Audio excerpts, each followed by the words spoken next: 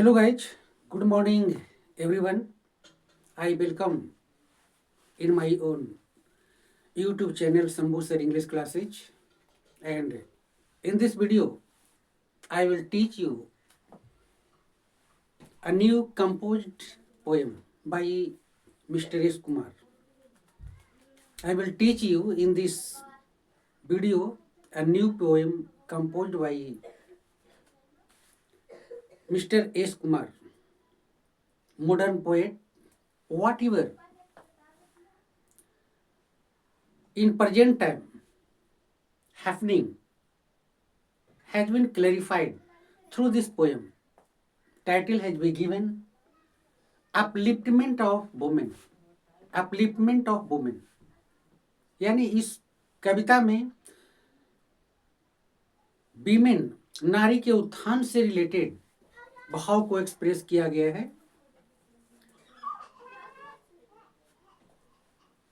इस पोएम के माध्यम से नारी क्या है, उनकी क्या जिम्मेवारी है,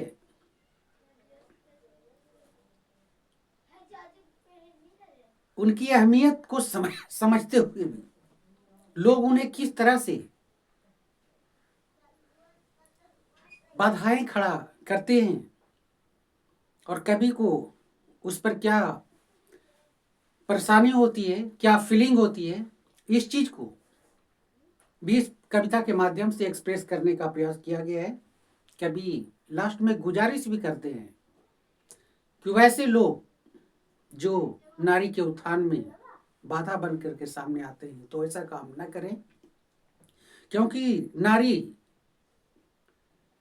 जाति कोई साधारण चीज नहीं है। हमारे पूर्वजों ने भी इन्हें देवी के रूप में सम्मानित किए हैं, सम्मान दिए हैं।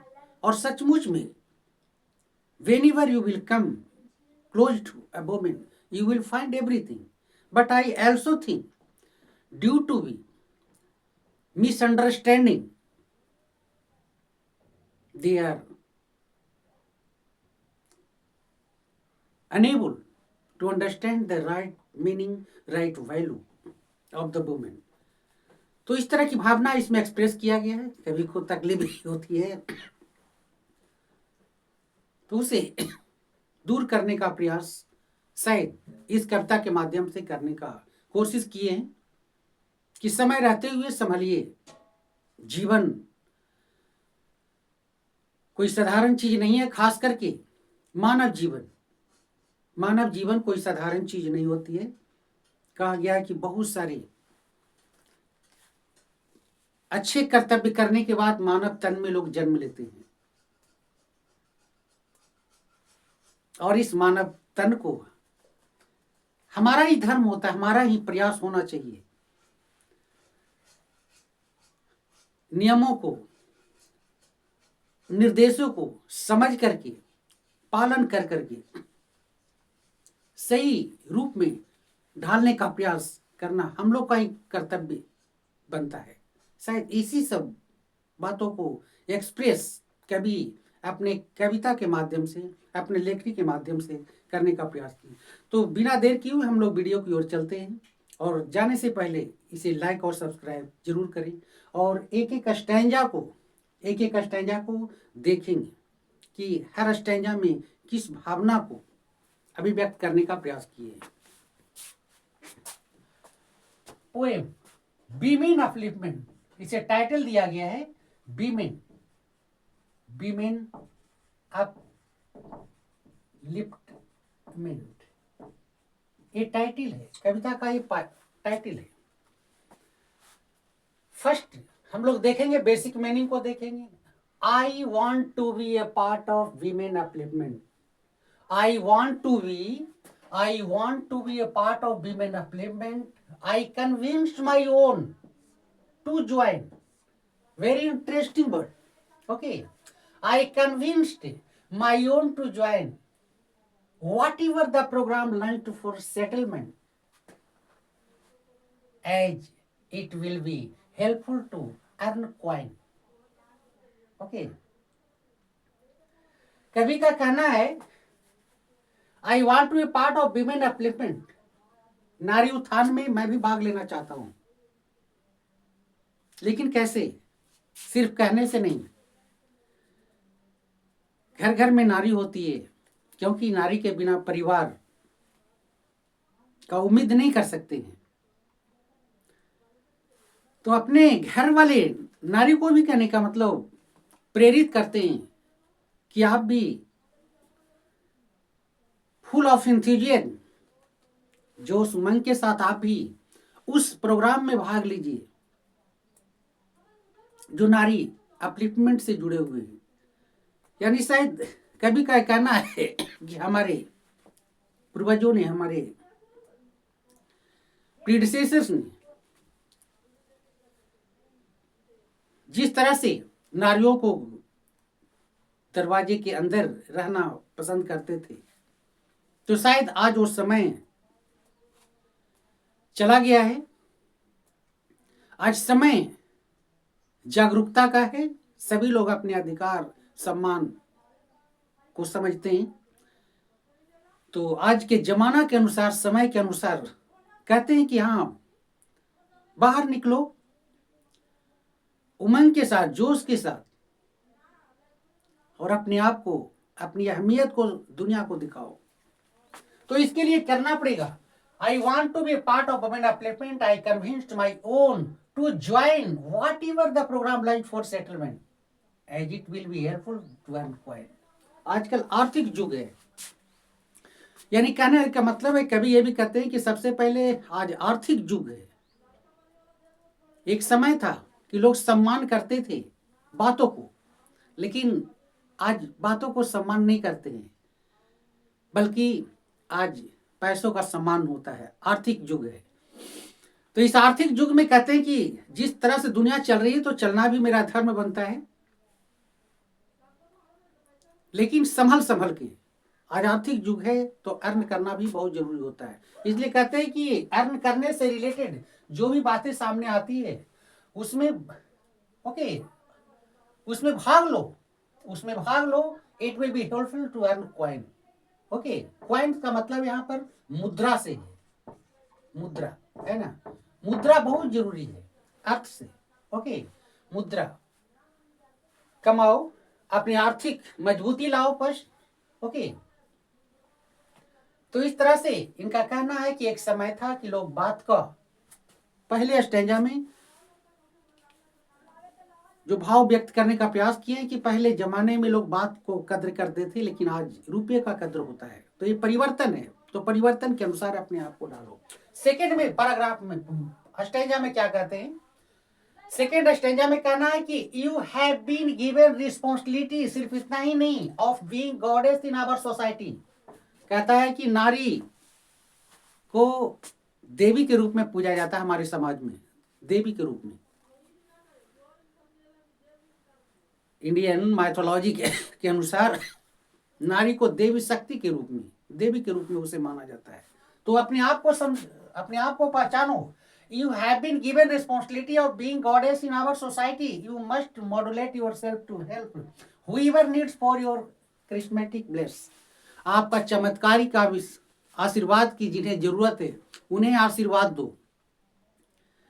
यानी अपने आप की जो देवी का जो रूप माना गया है हमारे समाज के द्वारा, उसे अपने आप को साबित करो। ये साबित है तभी कर सकते हैं जब अपने आप को मजबूत रखेंगे, चाहे आर्थिक रूप से हो, चाहे शारीरिक रूप से हो, चाहे शैक्षणिक रूप से हो।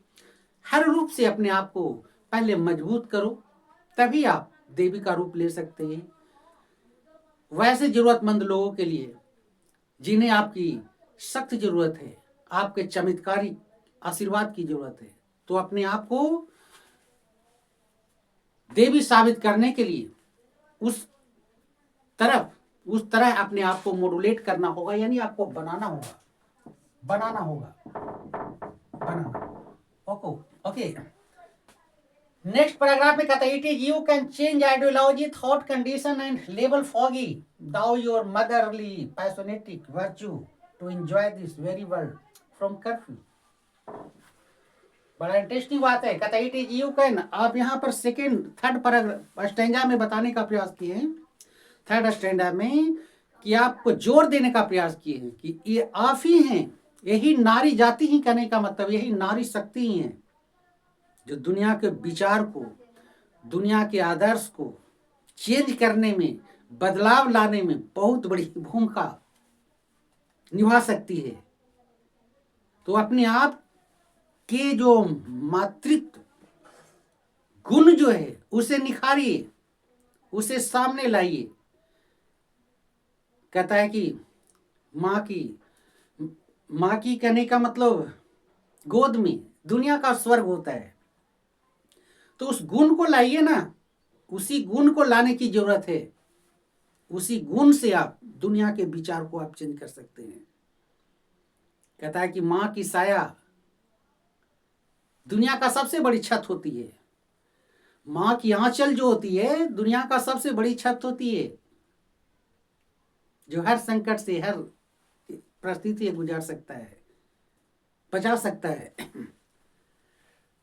तो शायद इसी गुण को चलते कभी कहने का उनको प्रयास कर रहे हैं कि आप ऐसी शक्ति है, आप ही हैं, जोर दे रहे हैं, इट इज यू, आप ही हैं जो दुनिया के विचार, जो मिसअंडरस्टैंडिंग है उसे विचार कर सकते हैं अपने मातृत्व गुण से, अपनी शालीनता से, अपनी कुलीनता से, अपनी भावुक और मदरली गुणों से।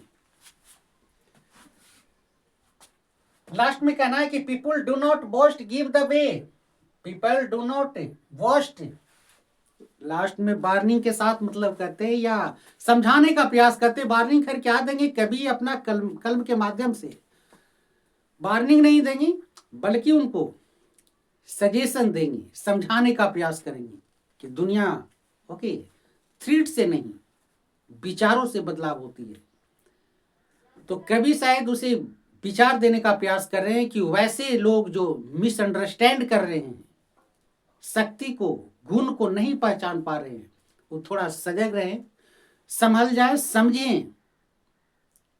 और पुनः करने का मतलब उस बात को ध्यान में लाएं कि दुनिया में मानव तन का जन्म लेना कोई साधारण चीज नहीं है। इस बात को सनातन धर्म में भी बताया गया है।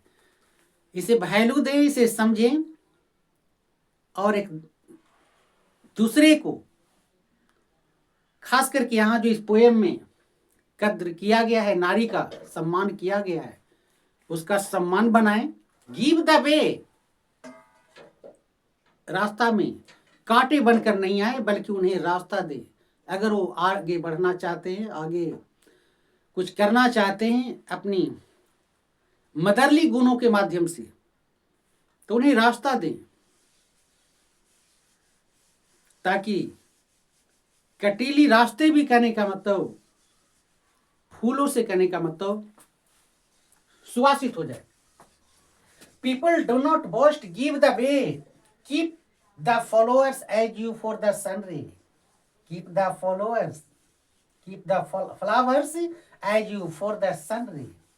ओके, कीप, और कीप का मतलब यहां पर ऑफर, ऑफर करें, ऑफर द फ्लावर्स, उन पर फूल बरसाएं, not only for your betterment है। फिर ध्यान आकर्षित करते हैं, कभी जो है फिर ध्यान आकर्षित करने का प्रयास करते हैं। हे, यहाँ हे शब्द का इस्तेमाल किए, हे मतलब फिर उन्हें जो कहते हैं कि जो नींद में, जो आप नींद में हो या नशे के माध्यम, नशे में, चाहे अपना घमंड के नशे में हो या अज्ञानता के नशे में हो, तो उस अज्ञानता की नशा से अपने आप को मुक्त करो और उस नारी शक्ति को बढ़ने का रास्ता दो। Not only for your betterment है, but for getting rid of misunderstanding. I say, कभी कहते हैं कि मैं कहता हूं मेरी बात को समझो, बहुत बेटर होगा। जो सचमुच में हमारी दुनिया की जो जरूरत है, हमारे देश की जरूरत है, हमारे समाज की जो जरूरत है, वो तभी पूरा हो सकता है जब आप घमंड की नशा से मुक्त रहोगे और एक दूसरे के वैल्यू को समझोगे, खास करके नारी जाति के वैल्यू को समझो, क्योंकि यही नारी जाति है जो अपनी मदरली गुणों से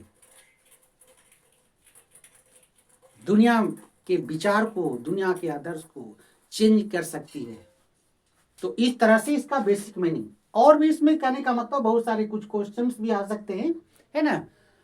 क्वेश्चन आते हैं कि अब इसका राइमिंग पैटर्न क्या है, राइमिंग पैटर्न का भी इसमें देने का प्रयास किए गए हैं। जैसे आप देखिए राइमिंग पैटर्न, पोएम पढ़ने में मतलब राइम, राइम करने का मतलब आता है राइम, राइम।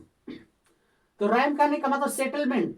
हम लोग देखते हैं कि लास्ट लेटर देखते हैं हर सेंटेंस के हर वर्ड में, तो सेटलमेंट। तो सेटलमेंट करने का मतलब हो गया टी आ गया पहला में, settlement. Okay, rhyme, settlement, settlement.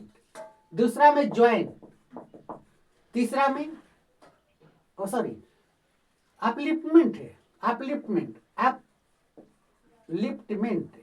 Upliftment join. Okay, settle join, upliftment के बाद है ज्वाइन, और दूसरा है सेटलमेंट, और तीसरा है क्वाइन, क्वाइन, क्वाइन।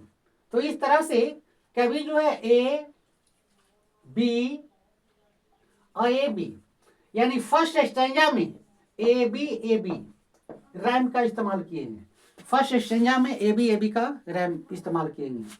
अब बात है poetic device, poetic device, poetic device, poetic device इसमें क्या है, I want to be a part of women upliftment.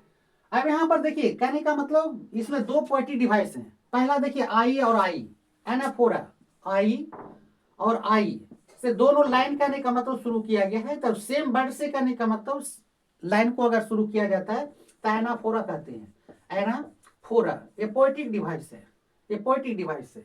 दूसरी बात है कि सेंटेंस के लास्ट में कोई भी कॉमा इस तरह से नहीं दिया गया है, तो इंजॉयमेंट कर सकते हैं। ओके, इंजॉयमेंट, इंजॉयमेंट किया गया है। ओके, क्योंकि इसमें कोई कॉमा इस तरह से नहीं दिया गया है। ओके, अब देखिए बहुत सारे change, can change, okay, can change, okay, ideology, okay, can change at, okay, thought condition and label, foggy, thou, motherly, personatic virtue. Okay, this to enjoy this very world from curfew, flowers as you for the ray, okay, not only but your betterment, hey, okay। तो इस तरह से बहुत सारी करने का मतलब poetic device दो के लिए हम लोग यहाँ पर ये देख लेते हैं। और भी सारे मतलब राइमिंग पैटर्न, हर स्टैंजा में राइमिंग पैटर्न मतलब दिया गया है, उसे भी आप देखने का प्रयास करेंगे। Okay, people do not boast, okay, people do not boast, give the way. Okay, तो इस तरह से मतलब हम लोग देख लिए कि इस कविता में आपका राइमिंग पैटर्न भी दिया गया है फर्स्ट स्टैंजा का। पोएटिक डिवाइस, पोएटिक डिवाइस कहने का मतलब एनाफोरा, इंजॉयमेंट मतलब दिया गया है। और भी बहुत सारे इसे क्वेश्चन करने का मतलब दिए गए। ओके, और भी बहुत सारे क्वेश्चन इसे आ सकते हैं कि कभी क्या, what is the main purpose of the poet. तो आप इसको आसानी से आप जवाब दे सकते हैं कि उनका उद्देश्य क्या है। ओके,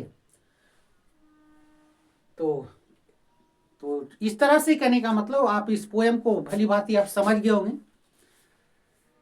मैं उम्मीद करता हूं, क्योंकि मैंने प्रयास किया हूं काफी कि आप इस पोएम को समझिए और अपनी लाइफ में लाभान्वित हो।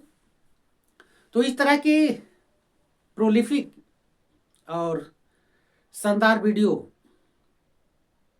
और सेल्फ कंपोज्ड पोएम के लिए मेरे साथ बने रहिए, और भी तरह तरह के पोएम आपके साथ परोसता रहूंगा वीडियो के माध्यम से। तो फिर मिलते हैं नेक्स्ट वीडियो में, जब तक के लिए बाय।